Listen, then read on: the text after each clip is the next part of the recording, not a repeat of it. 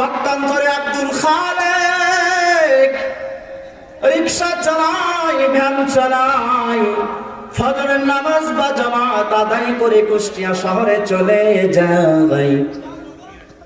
সারাদিন রিকশা চালায়, আবার যখন জোহরের সময় হয়ে যায় আবার মসজিদে যায় জামাতের সাথে নামাজ আদায় করে।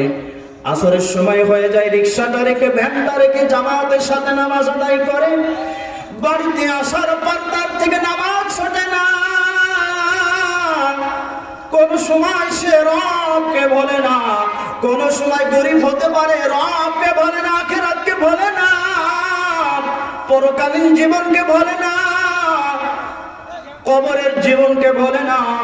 ইন্তেকালের সময় যদিও দুনিয়ার মধ্যে অসহায় ছিল, গরিব ছিল, ইন্তেকালের সময় কালিমার জিকির আর মিছিল করতে করতে ইন্তেকাল হয়ে গেছে। কাল কঠিন কিয়ামতের মাঠে ওই ধনীর থেকে এই গরিব সব থেকে দামি।